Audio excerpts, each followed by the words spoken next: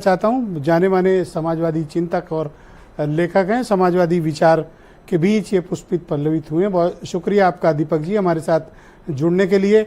आप मुझे बताइए कि एक जिस तरह से आप समाज का आकलन कर रहे हैं, जब हम 78वें वर्ष में प्रवेश कर रहे हैं, जहां हम एक प्रजातांत्रिक देश के तौर पर आज यहाँ तक पहुँचे हैं, इस यात्रा को आप किस तरह से देखते हैं? और दूसरा, जो राजनीतिक विमर्श इन दिनों चल रहा है, इसमें इतनी कटुता का माहौल क्यों है?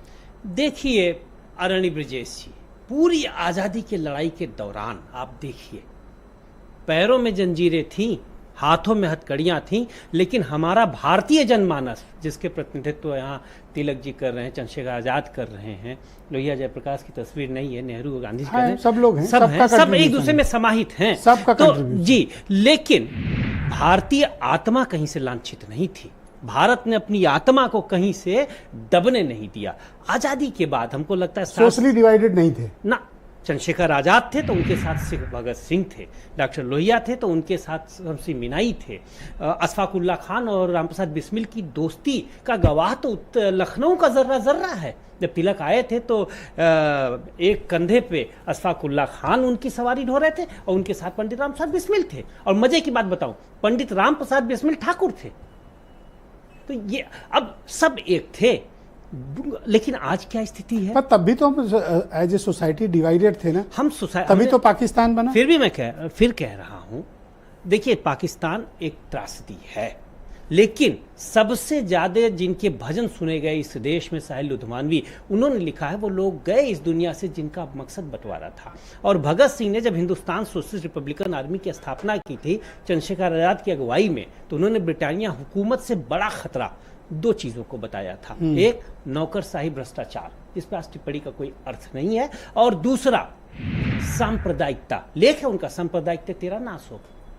तो आज स्थिति कहाँ है? आज भी हम उतने सांप्रदायिक हैं, हमारे बड़े नेता। और एक चीज और बता दें, आज पंडित नेहरू में भी कमियां ढूंढ ली गई। जब रावी के तट पर, जिस पर अटल जी की कविता है, रावी की शपथ अभी अधूरी है, जब रावी के तट पर पंडित नेहरू ने शपथ लिया पूर्ण स्वराज का, तो आरएसएस के सभी दफ्तरों से, आरएसएस 1925 में बन गया था, उनको तार भेजकर बधाई दी गई। आज तो जैसे लग रहा है कि बस दुनिया में नेहरू से बुरा कोई हुआ ही नहीं। एक चीज, हम अतीत में भी देश को कमजोर साल कर रहे हैं। में दक्षिणपंथी विचारधारा जिसका नेतृत्व तो राष्ट्रीय स्वयंसेवक संघ तब भी दक्षिणपंथी वैचारिक तौर पर, जी, तब भी आप उसके कंट्रीब्यूशन को क्या इग्नोर कर रहे हो? कभी नहीं, नजरअंदाज कर? कभी नहीं कहा। उनका भी तो कोई कंट्रीब्यूशन होगा। कब कहा ये बताइए? 1942 की लड़ाई के दौरान जो दो बड़े सबसे हीरो थे, नेहरू, सुभाष, और युवाओं में लोहिया और जयप्रकाश, कभी उन्होंने दक्षिणपंथियों के लिए कुछ अपशब्द बोले? आज क्या हो रहा है?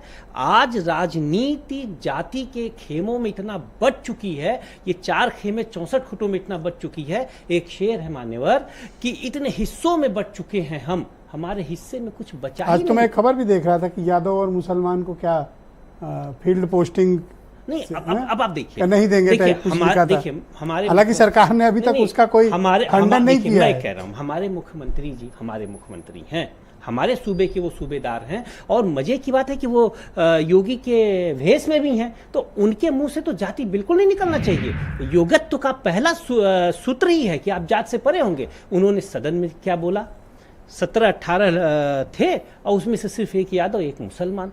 अरे भाई, यादव मुसलमान इस देश के भारतीय गणराज्य के उतने ही नागरिक हैं जितना हिंदू। आप इस बात के तो मानते हैं कि भेदभाव है? जी, जाति के तौर पर भेदभाव है। और मजे की बात मैं आपको बता दूं, मैं पंडित दीनदयाल जी का उदाहरण ले रहा हूं, जौनपुर का।